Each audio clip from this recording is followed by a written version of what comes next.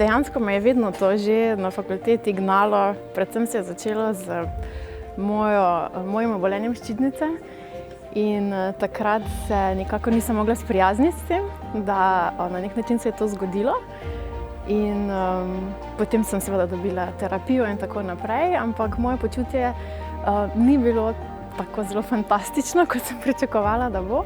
In že takrat me je zanimalo, zakaj se to zgodi, pa kaj res ni možno nič drugega narediti kot to. In takrat sem potem šla že na to pot iskanja mogoče same sebe, vseh drugih vzrokov. Danes študije potrjujejo, koliko stres vpliva, okolje vpliva, epigenetika in tako naprej. In tudi ostale stvari. In vsa ta leta sem nekako egoistično želela pomagati sami sebi, hkrati pa potem odkrivala tudi druge stvari in v bistvu začela videti neke stvari pri pacientih in uporabljati to svoje znanje, ki sem ga nekako že pri sebi prej nekako aplicirala. Pa seveda glavnino moje pediatrije pa me je naučila moja hči, ki je imela kar nekaj težav na začetku kot dojenčica. Ekstremne kolike, dojenje ni steklo. Kljub temu, da kot pediater, ki sem nekoč dežurala na porodnišnici, sem mislila, da imam vso znanje, pa me je tudi to mičkeno presenetilo.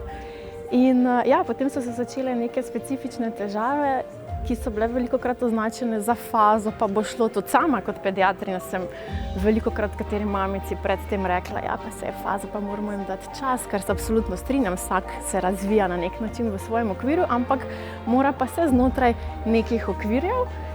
In ona me je v bistvu še dodatno potisnila tja, da sem šla iskat in začela videti neke vzporednice pri določenih pacientih in v njihovih težavah in potem ne ustavim se.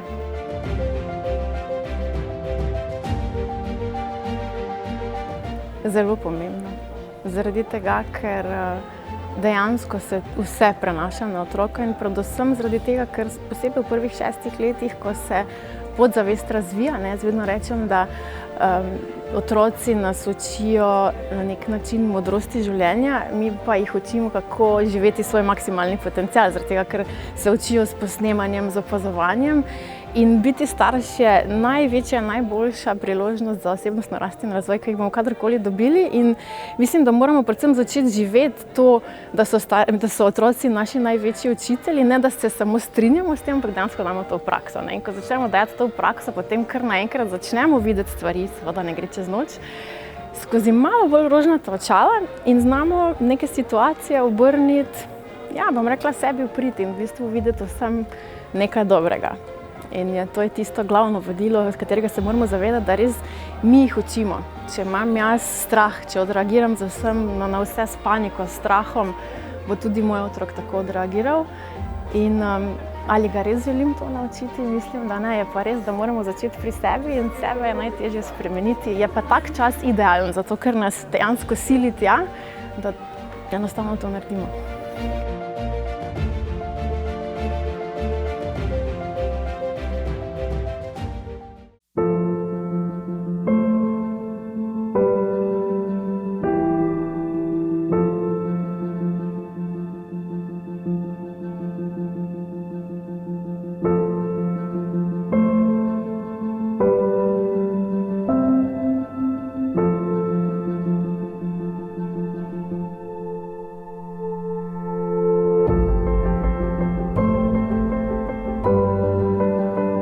We have been perfecting our skills, knowledge and technologies for 120 years to ensure we are always there when we are needed most. Gideon Richter, health is our mission.